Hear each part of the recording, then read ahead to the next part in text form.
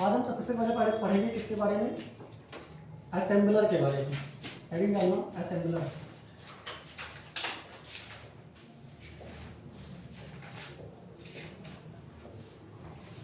Python में तीन चीजें होती हैं। एक आपका असेंबलर होता है,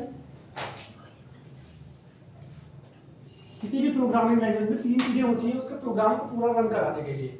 एक असेंबलर होता है, एक आपका कंपाइलर होता है, एक आपका इंटरप्रेटर होता है।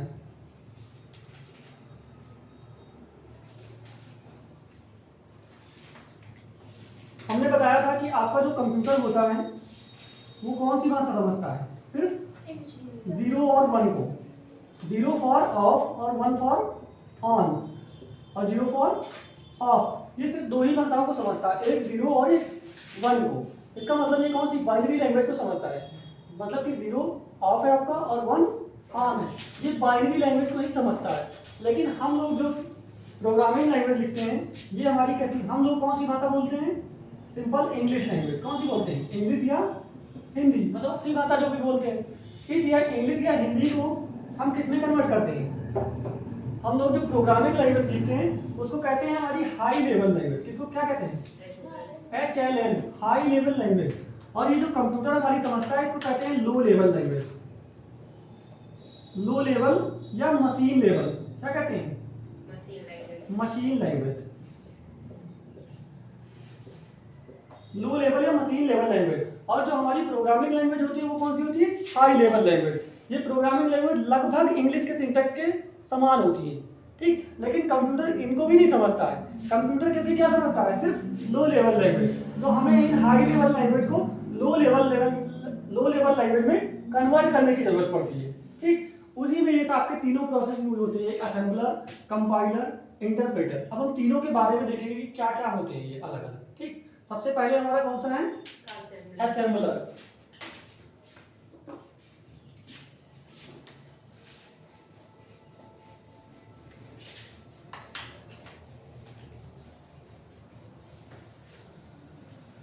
लिख लेना, it is a translator.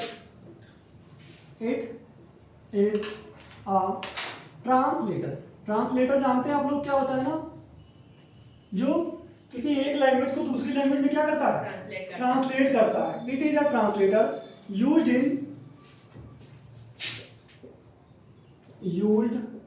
In assembly language.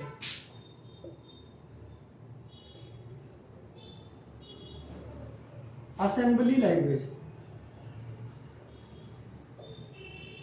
Assembly language, used in assembly language.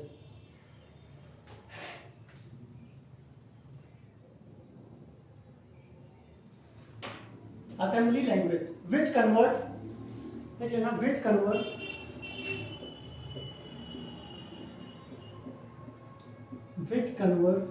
mnemonic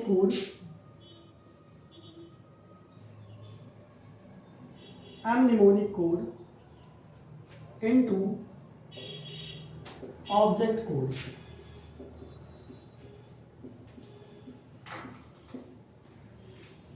आपका असेंबलर क्या करता है, ट्रांसलेट करता है किसमें, असेंबली लैंग्वेज में। और किसको करता है, किसको कन्वर्ट करता है, mnemonic कोड को लेता है और किसमें कर देता है, ऑब्जेक्ट कोड में।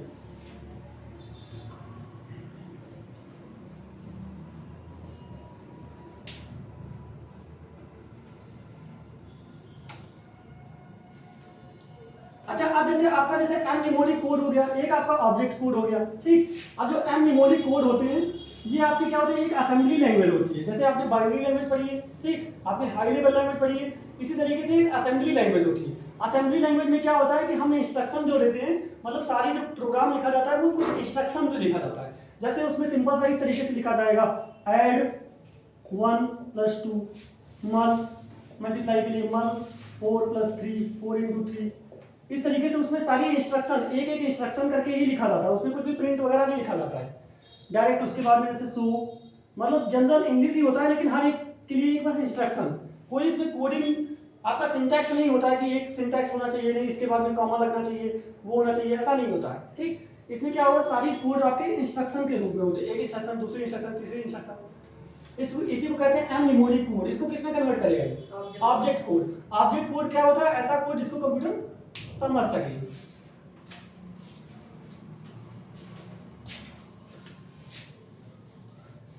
इसमें एक लाइन और लिखिएगा, इट इज फास्टर देन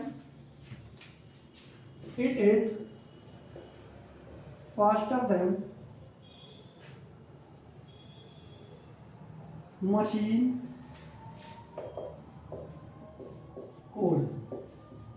ये किससे फास्टर होता है? मशीन कोड से। मशीन कोड से आपके लिखना बहुत ही कठिन होता है, लेकिन ये थोड़ा सा इजी होता है। जब आप लोग जैसे कैलकुलेटर वगैरह बनाओगे तो इसमें आपके असेंबली लेवल लैंग्वेज यूज की जाती है। जब आपके माइक्रो कंट्रोलर वगैरह, जैसे माइक्रो कंट्रोलर वगैरह की जो प्रोग्रामिंग होती है वो असेंबली लेवल लैंग्वेज में की जाती है। It is faster than machine code लिखा, लिख लेना। और एंड कंज्यूम्स लेस मेमोरी।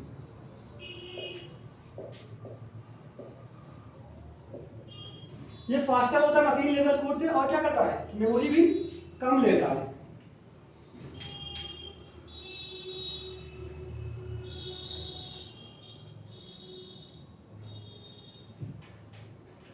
इसके बाद में अगला डालिएगा कंपाइलर।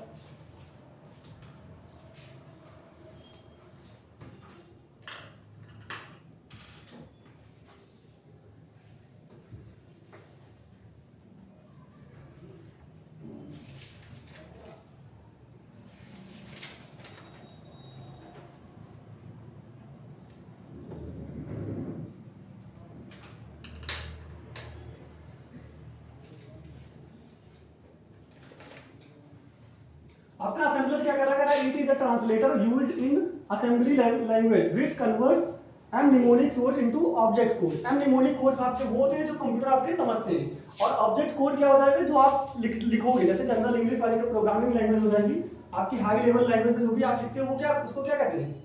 Object code. और उसके बाद में क्या कह रहा है? It is faster than machine code, कह रहा एंड कंज्यूम्स लेस मेमोरी। ठीक, क्लियर है कि नहीं है? इसके बाद अगला डालना कंपाइलर।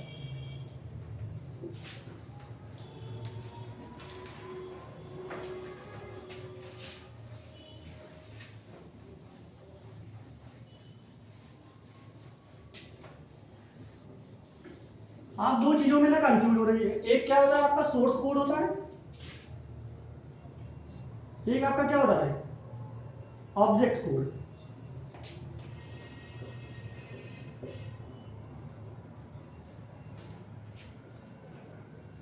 सोर्स कोड और ऑब्जेक्ट कोड। सोर्स कोड आपका हो जाएगा जो आप लिखोगे कोड, ठीक, जिसको आप लोग समझोगे, जो जैसे जैसे आपके हाई लेवल लैंग्वेज में जो लिखा जाएगा। जैसे आपका पाइथन का जो लिखा जाएगा इसको क्या कहेंगे? जो हम पाइथन का प्रोग्राम लिखते हैं इसको क्या कहेंगे? Source code. और जो जिसमें कन्वर्ट किया जाएगा उसको क्या कहेंगे? Object code. जिसमें जो कंप्यूटर समझेगा, लगभग कंप्यूटर के समझने वाला कोड, उसको क्या कहेंगे? ऑब्जेक्ट कोड या एग्जीक्यूटेबल कोड कहते हैं।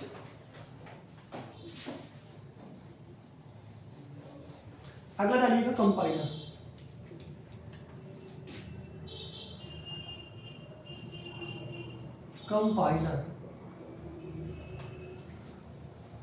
कंपाइलर क्या होता है? पहले भी मैंने बताया, कंपाइलर भी क्या होता है? एक ट्रांसलेटर होता है। आपके ये तीनों लगभग एक ट्रांसलेटर की तरीके से काम करते हैं, लिख लेना। A compiler is a program, a compiler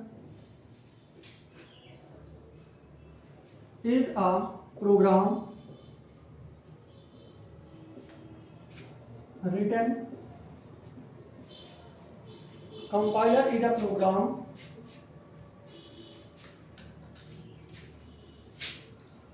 written in high level language which is used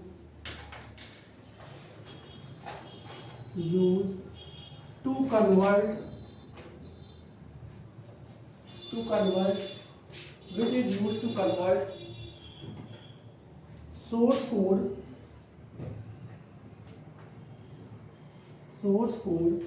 into binary code। अब आपका देखो दो प्रोग्राम, जो जैसे कोई भी प्रोग्रामिंग लैंग्वेज होगी तो उसको कन्वर्ट करने के लिए दो चीज़ें होंगी आपकी। जो आपका असेंबलर था वो तो असेंबली लैंग्वेज को चेंज करने के लिए था, ठीक। लेकिन जैसे प्रोग्रामिंग लैंग्वेज आपकी हाई लेवल लैंग्वेज है तो इसको दो चीज़ें कन्वर्ट करेगी। एक आपका कंपाइलर कर सकता है और दूसरा आपका क्या कर सकता है, इंटरप्रेटर। दोनों का काम सेम होता है। काम क्या है, दोनों कन्वर्ट करेंगे सोर्स कोड को बाइनरी कोड में। लेकिन जो कंपाइलर होता है ये आपके पूरे प्रोग्राम को एक साथ पहले ट्रांसलेट करके फिर कंपाइल कर देता है, मतलब ट्रांसलेट कर देता है। और जो आपका इंटरप्रेटर होता है ये क्या करता है, लाइन बाय लाइन, एक लाइन को लेगा उसको ट्रांसलेट करेगा फिर दे देगा, फिर दूसरी लाइन को लेगा उसको चेक करेगा उसको दे देगा। ये क्या करेगा, लाइन बाय लाइन। लिख लेना अभी पहले नहीं लिखना।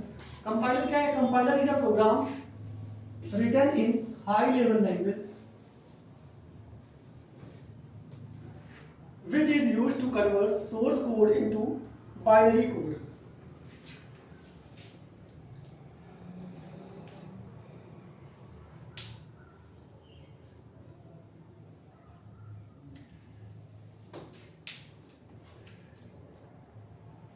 लिखा है, लिख लेना इसके नीचे नोट करके। Compiler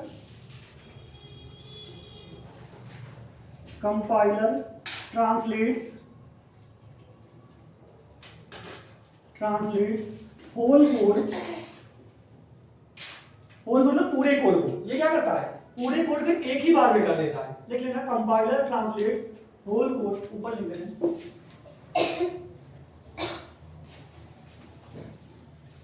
compiler translates whole codes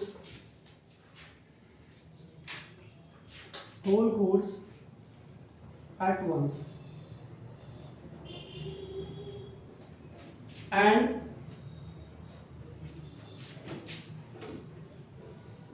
if error occurred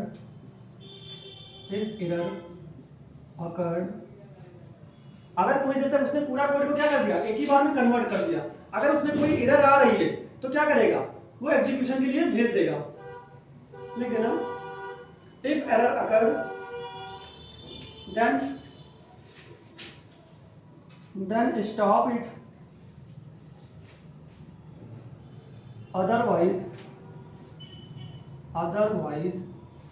send for execution।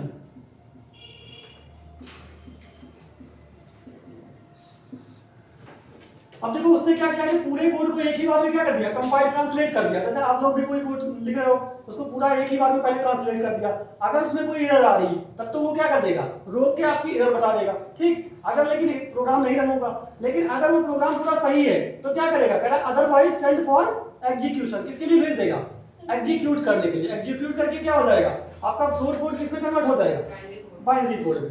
अगर उसमें एरर नहीं हुई तो हो गया ये।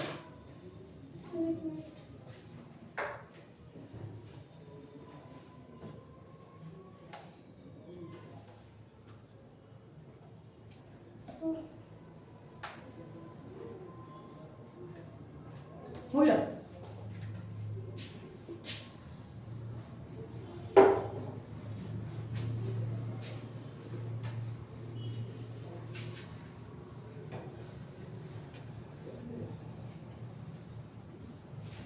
इसके बाद में लास्ट आ जाइएगा इंटरप्रेटर।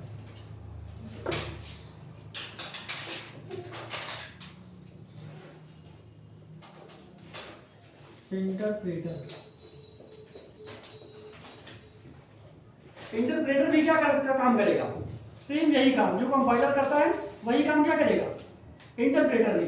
इंटरप्रेटर देखो पहले नहीं इंट्रोड्यूस हुआ था, पहले कौन सा आया था, कंपाइलर ही। तो जो हमारी पुरानी लैंग्वेज है, जो हमारी जो हमारी कंप्यूटर की जनरेशन है, जनरेशन कितनी है, एक फर्स्ट जनरेशन है, second generation, third generation, fourth generation, fifth generation ना।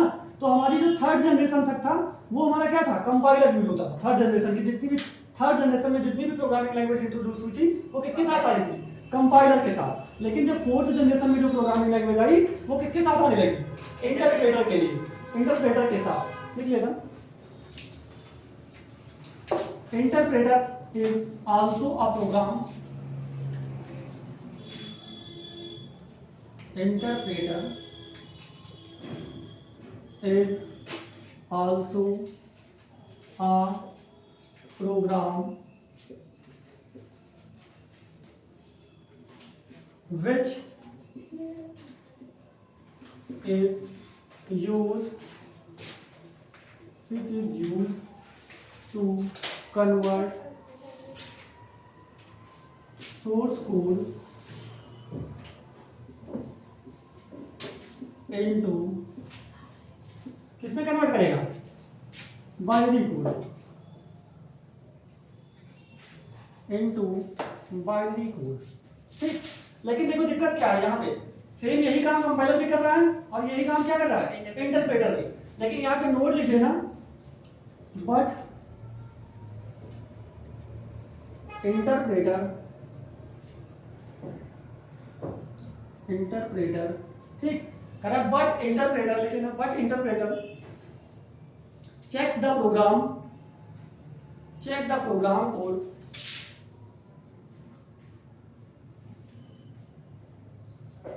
check the program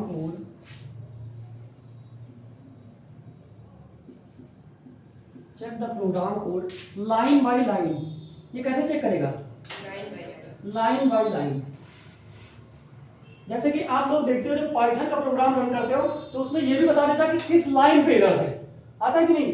अगर उसने पहले चेक किया लाइन सही है तो उतना बता देता कि इतनी लाइन सही है, और जिस लाइन पे एरर होती है आपको बता देता कि इस लाइन पे एरर है। ठीक, लेकिन आपका जैसे सी प्रोग्रामिंग लैंग्वेज है वो सारी कंपाइलर बेस्ड है, वो ये नहीं बताती कि आपकी किस लाइन पे एरर है। क्यों, क्योंकि वो पूरा ही कंपाइल तभी करेगी, वो पहले कंपाइल करती है। अगर उसमें कहीं भी कोई एरर है तो वो पूरा प्रोग्राम क्या होगा, रुक जाएगा, वो फिर पूरा नहीं चेक करेगी। लेकिन इसमें क्या होता है कि वो पहले एक लाइन चेक करती है, अगर सही है फिर दूसरी लाइन पे जाएंगी, फिर तीसरी लाइन पे जाएंगी, फिर चौथी लाइन पे जाएंगी, जितना सही है उतना वो करती जाएंगी। अगर जहां पे एरर आई वहीं पे क्या बता देंगे कि आपकी इस लाइन पे आपकी एरर है। ये ध्यान रखना है इसमें, but interpreter checks the program code line by line. ये कैसे चेक करेगा, लाइन बाय लाइन।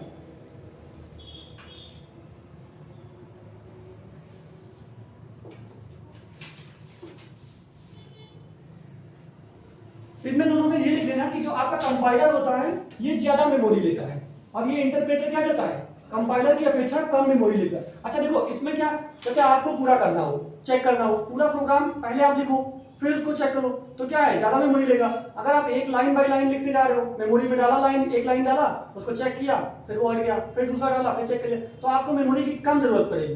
लेकिन अगर पूरा लिख के फिर पूरा चेक करना है तो पहले मेमोरी क्या पड़ेगी, पहले ही ज्यादा मेमोरी की जरूरत पड़ेगी। लिख लेना इसमें, इट कंज्यूम्स लेस मेमोरी।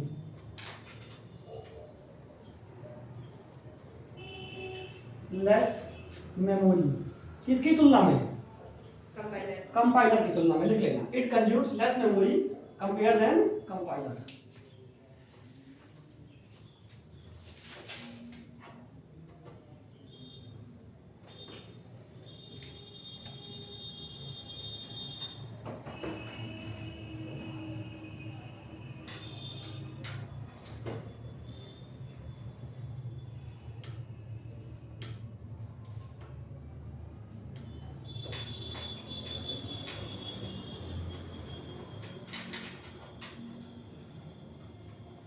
उसके बाद में अगली हेडिंग डालना, linker end loader.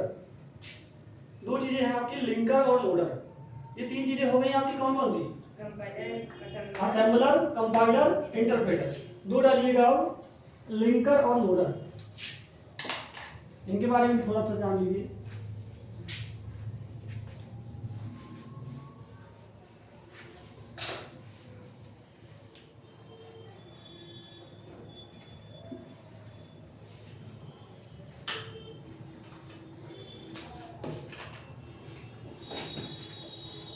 Linker end loader. अच्छा इनके नाम से ही पता चल रहा है कि ये क्या करेंगे। पहले का नाम क्या है, लिंकर। क्या काम करेगा, ये लिंक करने का, जोड़ने का काम। और लोडर, लोड करने का काम। लिख लेना, पहले हेडिंग डालना linker.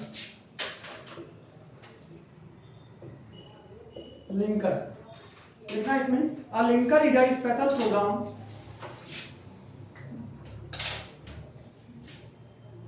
A linker is a special program. A linker is a special program that combines the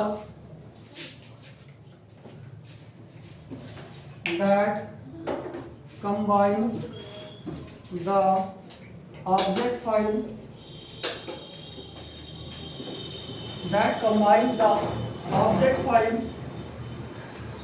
generated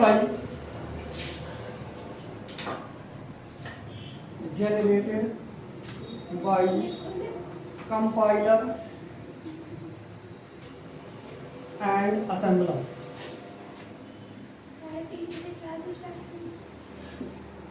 कह रहा ये क्या करेगा, कह रहा linker is a special program. ये भी क्या है, एक प्रोग्राम ही है। देखो कंप्यूटर में सारे काम करने के लिए एक प्रोग्राम के कोड ही होते हैं, जो एक कुछ कोई हर एक कोड क्या करता है, कोई एक स्पेसिफिक काम करता है। जैसे उसमें कोई भी काम कराना तो उसके लिए एक स्पेसिफिक कोड होगा, उसका एक अलग कोड होगा। वही कह रहा है लिंकर भी क्या होता है, एक स्पेशल प्रोग्राम ही होता है that combines the object file generated by compiler and assembler. जो आपकी कंपाइलर, अभी मैंने कंपाइलर बताया क्या होता है और असेंबलर क्या होता है। ये दोनों जो फाइल जनरेट करेंगे उस फाइल को कंबाइन करने के लिए, आपस में जोड़ने के लिए किसका यूज होता है, लिंकर का। ठीक,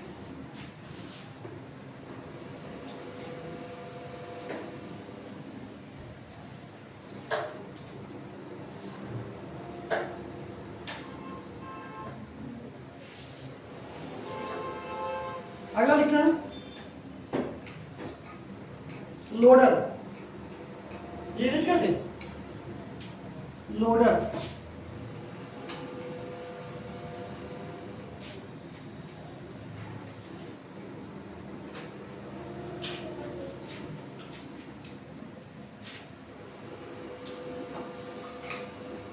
लिखना है इसमें भी a loader is a special type of programme.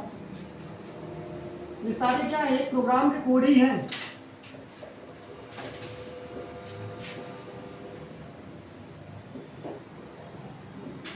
Programme loader भी क्या है आपका, एक स्पेशल प्रोग्राम। लेकिन ना that takes input of object code, that takes input of object code. ये क्या करेगा, आपके ऑब्जेक्ट कोड से इनपुट को लेगा। Object code from linker, object code from linker and loads in main memory.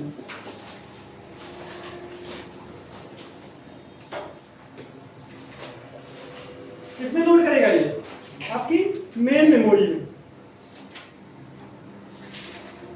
Main memory and prepares for execution। अच्छा आप देखो, जैसे आप कोई भी एक एप्लीकेशन खोलते हो, उस पर डबल क्लिक करते हो, ठीक, तो क्या प्रोसेस होता है कि जो आपका लोडर आपने अभी कोड कर दिया, ये स्पेशल प्रोग्राम। कह रहा ये भी क्या है, एक स्पेशल प्रोग्राम होता है। कह रहा that takes input from object code from linker ना, वो क्या लेगा, एक ऑब्जेक्ट कोड को ही इनपुट में ले रहा है। जो ऑब्जेक्ट कोड किसके द्वारा दिया जा रहा है, लिंकर के द्वारा। अभी मैंने बताया कि लिंकर क्या करता है, लिंकर आपकी दोनों फाइल्स को, आपके कंपाइलर की और असेंबलर की दोनों फाइल्स को लिंक कर लेता है। अब जो फाइल लिंक करके उसने प्रिपेयर की है, उस फाइल को कौन लेगा, लोडर। उस ऑब्जेक्ट कोड को लोडर लेगा और लोडर क्या करेगा, उस ऑब्जेक्ट कोड को लोड करके कहां पे लाएगा, मेन मेमोरी में। जैसे ही आपका प्रोग्राम मेन मेमोरी में हो जाएगा तो वो एग्जीक्यूशन के लिए रेडी हो जाएगा, आपका प्रोग्राम एग्जीक्यूट हो जाएगा। जो भी आउटपुट है आपकी स्क्रीन पे दिख जाएगा।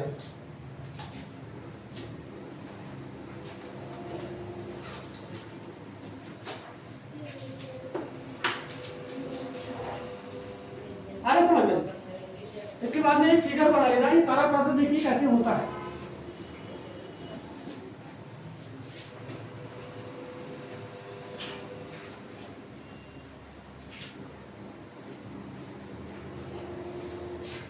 आपका सबसे पहले देखिए सोर्स प्रोग्राम है।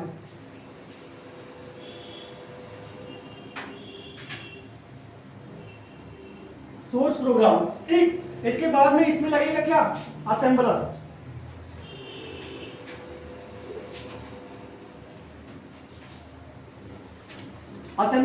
सोर्स प्रोग्राम को असेंबलर क्या करेगा, कन्वर्ट कर देगा। किस में कन्वर्ट कर देगा, सोर्स कोड को ऑब्जेक्ट कोड में ना। तो अब आपका क्या आ जाएगा इधर, ऑब्जेक्ट कोड।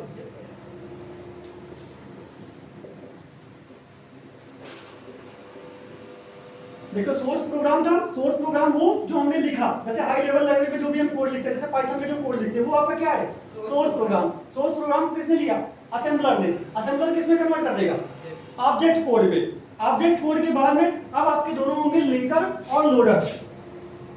इस ऑब्जेक्ट कोड के क्या करेगा, लिंकर। लिंकर क्या करेगा, आपका लिंक कर देगा, ठीक। लिंकर जैसे ही इसके बाद में क्या निकालेगा, किसको दे देगा, एग्जीक्यूटेबल कोड।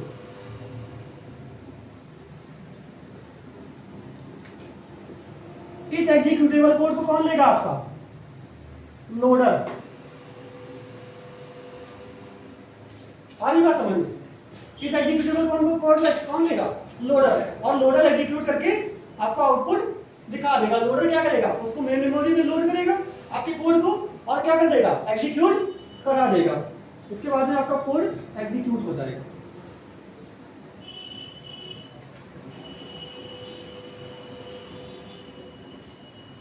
सबसे पहले आपका सोर्स प्रोग्राम जो आपने हाई लेवल लैंग्वेज में लिखा, जैसे पाइथन हो गई, आपकी सी हो गई या जावा हो गई, जो आप कोड लिखेंगे उसको क्या कहेंगे, सोर्स प्रोग्राम। सोर्स प्रोग्राम को कौन लेगा, असेंबलर। असेंबलर किसमें कन्वर्ट कर देगा, ऑब्जेक्ट कोड में। ऑब्जेक्ट कोड को कौन लेगा, लिंकर। लिंकर क्या करेगा, आपके ऑब्जेक्ट कोड को, आपके देखो असेंबलर के बाद दो ऑब्जेक्ट कोड आपके आएंगे, एक असेंबलर करेगा और एक कंपाइलर भी करता है ना। कंपाइलर के और दोनों असेंबलर दोनों के कोड को क्या कर देगा, लिंकर जोड़ के एग्जीक्यूटेबल कोड बना देगा। उस एग्जीक्यूटेबल कोड को कौन लेगा, आपका लोडर। लोडर क्या करेगा, इसको मेन मेमोरी में लोड करेगा। जैसे ही आप देखो प्रोग्राम पे क्लिक करते हो तो वो थोड़ा सा टाइम लेता है, मेन मेमोरी में लोड होता है। आपकी रोम से निकल के किसमें आता है, मेन मेमोरी में। मेन मेमोरी में लोड होने के बाद में क्या हो जाएगा, वो एग्जीक्यूट हो जाएगा। ये आपका पूरा प्रोसेस था।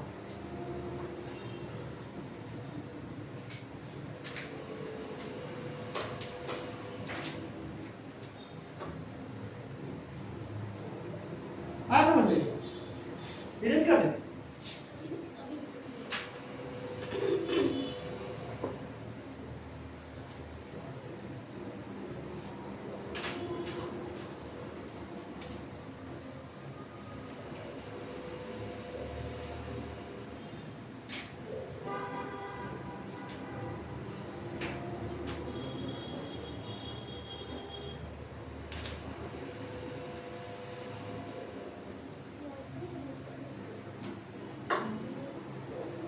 हो गया।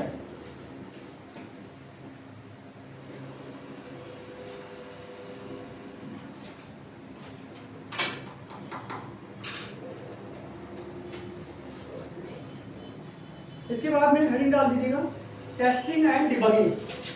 अब आपका देखो प्रोग्राम हो गया पूरा ना। अब प्रोग्राम आपको जैसे चेक करते हो, आप लोगों की भी प्रोग्राम में गलतियां होती, कभी कोई एरर देता है, कभी सिंटैक्स एरर दे देता है, कभी आपकी कंपाइलेशन एरर दे देता है। तो कौन कौन सी एरर उसमें देता है, ये सारी चीजें हम किसमें देखेंगे, टेस्टिंग एंड डिबगिंग में। अच्छा, दो प्रोसेस होते हैं, एक होता है टेस्टिंग और एक होता है डिबगिंग। दोनों प्रोसेस कोई बता सकता है कि उन दोनों में डिफरेंस क्या होता है? टेस्टिंग ढूंढता है और डिबगिंग उन प्रॉब्लम्स को सॉल्व करता है। हाँ, टेस्टिंग का काम होता है कि वो सिर्फ चेक करना, वो टेस्ट करता है, ठीक। जैसे आपने टेस्टर देखा होगा, टेस्टर घर में टेस्टर क्या करता है, सिर्फ चेक करता है कि लाइट आ रही कि नहीं आ रही, ठीक। अब उसके बाद में जो काम करना है वो आपका इंजीनियर करेगा, उसको करना है कि करंट आ रहा है, उसके आगे जो भी काम करना है। लेकिन टेस्टर आपका क्या करता है, सिर्फ चेक करके बता देता है कि आ रही कि नहीं आ रही। उसका काम सिर्फ चेक करने का है, बाकी सही करने का काम नहीं है। और वही आपका डिबगर क्या करेगा, वो आपकी एरर को फाइंड करके उस एरर को सही भी करेगा। लिख लेना, आगे निकालना, टेस्टिंग एंड डिबगिंग।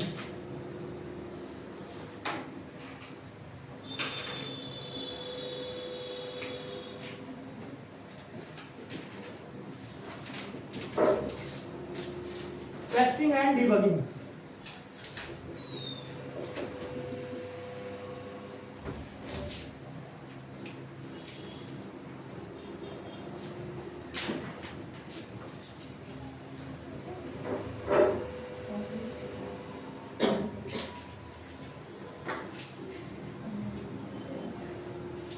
लिख लेना, पहले हेडिंग डालना सबसे पहले टेस्टिंग।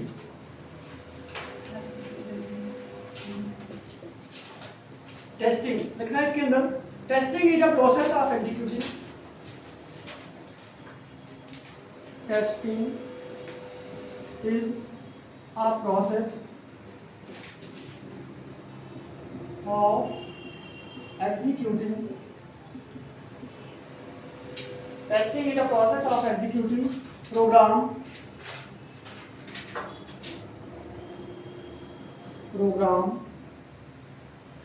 with the aim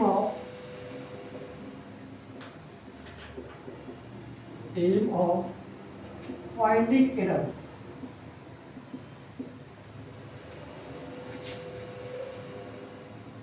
क्या कह रहे थे ना, testing is a process of executing program with the aim of finding error. Testing एक क्या है, एक प्रोसेस है आपके प्रोग्राम को एग्जीक्यूट करने का, और उसमें एम, हमारा मेन एम क्या रहता है, सिर्फ उसमें गलतियां ढूंढना कि उसमें कोई एरर तो नहीं है आपके प्रोग्राम को। ठीक, जो टेस्टिंग प्रोसेस है किस लिए करेगा, सिर्फ एरर ढूंढने के लिए।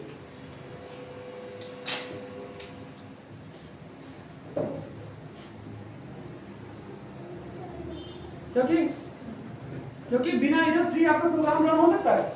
अगर आपके प्रोग्राम में एरर आएगा तो प्रोग्राम आपका सही से एग्जीक्यूट नहीं होगा। इसलिए आपके दो प्रोसेस होते हैं, टेस्टिंग और डिबगिंग। अगला लिखना डिबगिंग।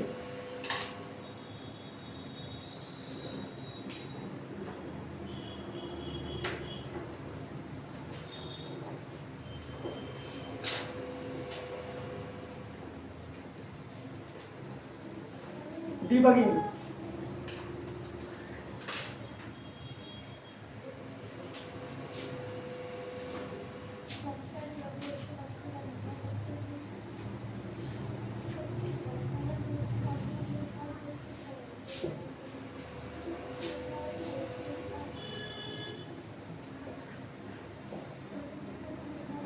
इसके देखो बग मीन्स क्या होता है, बग आपकी कहते हैं जिसकी गलती को, एरर को ना, बग। और डीबगिंग मतलब गलती को सुधारना।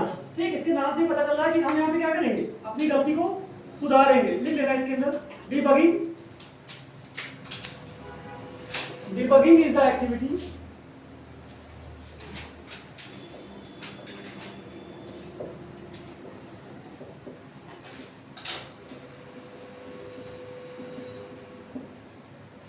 debugging is the activity which is used by developer। इसको कौन यूज करेगा, डेवलपर। क्या यूजर को इसकी जरूरत है, क्या वो प्रोग्राम में गलतियां ढूंढता है, नहीं। गलतियां कौन ढूंढेगा, हम लोग जो प्रोग्राम को बनाएंगे, डेवलप करेंगे। which is used by developer to fix the bug,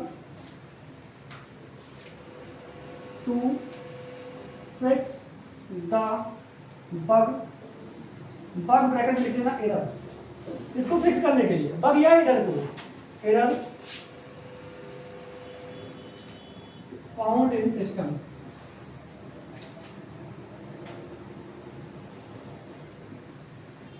found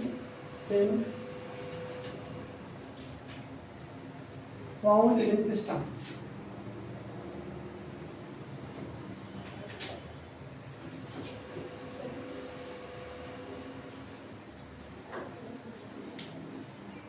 अरे समझ लो, दोनों में डिफरेंस पता चला कि नहीं, टेस्टिंग क्या होता है, डिबगिंग क्या होता है।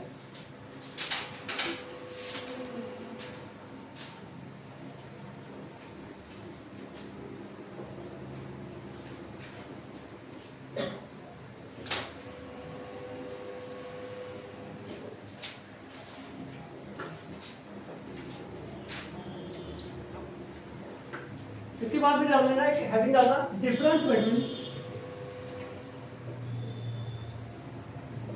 between testing and debugging।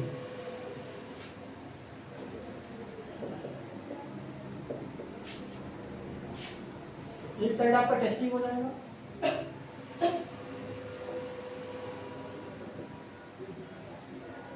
दूसरी साइड क्या हो जाएगा, debugging.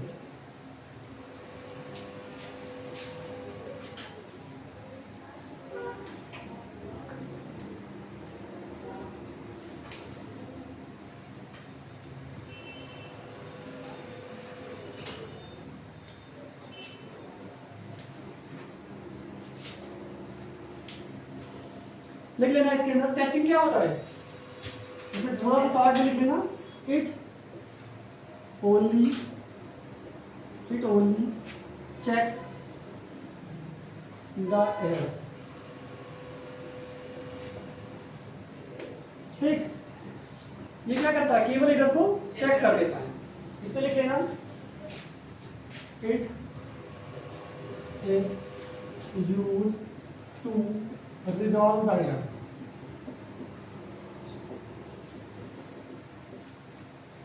Resolve the error.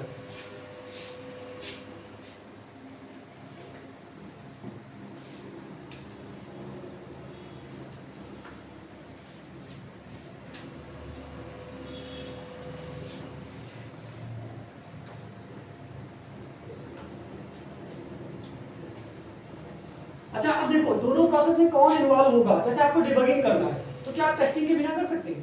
Testing से आपको एरर पता चलेगी और डिबगिंग से आपको उसमें सही कर देंगे। अच्छा, टेस्टिंग करने के लिए क्या आपको डिबगिंग की जरूरत पड़ेगी? नहीं, लेकिन डिबगिंग करने के लिए टेस्टिंग की पड़ेगी। लिख लेना here not use of debugger, not needs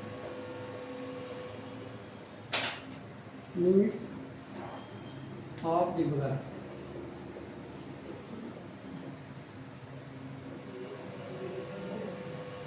यहाँ पे लेकिन इधर लिखेगा बट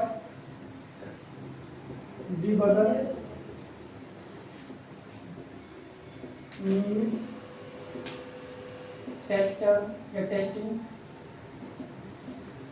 टू फाइंड एरर।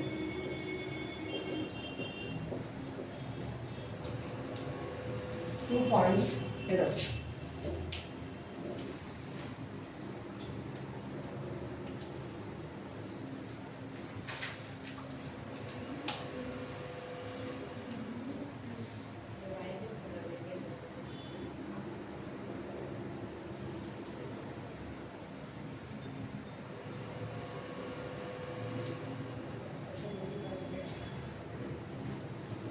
हो गया।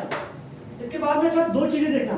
जब आप देखो आपका प्रोग्राम देखो टेस्टिंग करता है और उसको सही करने का काम कौन करता है बाद में? सही तो हम लोग करते हैं ना, डिबगिंग का काम कौन कर रहा है? हम लोग।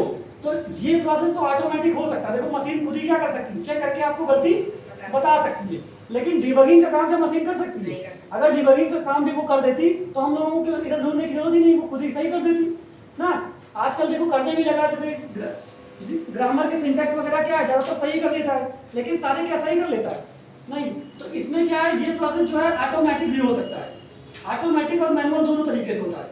आप कागज पे भी एरर चेक कर सकते हो ना, तो मैनुअल भी हो सकता है। आप ऑटोमेटिक जैसे प्रोग्राम आपका वो भी अगर रन कराओगे तो क्या है, इधर आपको बता देगा कि यहाँ पे गलती है। जैसे आप रन कराओगे प्रोग्राम तुरंत बता देता है कि लाइन 4 पे गलती है ना, लेकिन क्या वो सही करता है, वो डिबगिंग करता है? नहीं, डिबगिंग कौन करता है? आप लोग। लिख लेना, इसमें लिख लेना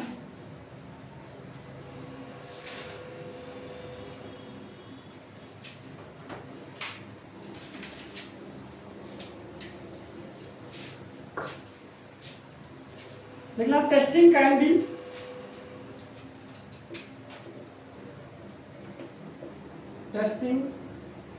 बी मैनुअल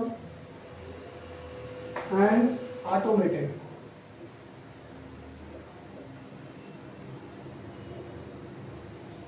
ऑटोमेटेड आपकी टेस्टिंग दोनों तरीके से होती है, मैनुअल भी हो सकती है, ऑटोमेटेड भी। जैसे आपके प्रोग्राम में कैसी होती है, ऑटोमेटेड वो एरर फाइंड करके आपको दे देती है कि यहाँ पे एरर है ना, लेकिन कैसे एरर्स को सही करना है ये आपके ऊपर है। लिख लेना on the other hand debugging can't be get automated. लिख लेना it can't be get automated. ये ऑटोमेटेड नहीं हो सकती, अपने आप सही नहीं हो सकती, इसको आपको करना पड़ेगा। लिख लेना इट ऑलवेज मैनुअल। ये कैसी होती है? हमेशा मैनुअल होती है।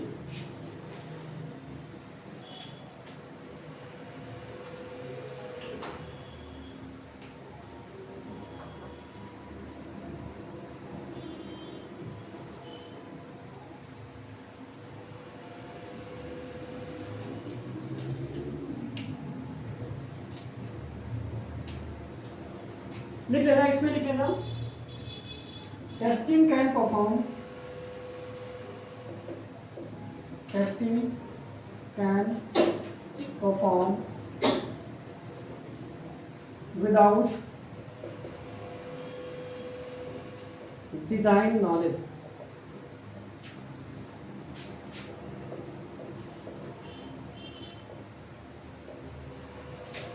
Without design knowledge. लेकिन आपका डिबगिंग बिना नॉलेज के नहीं हो सकता, लिख लेना इसमें, it can not done without design knowledge.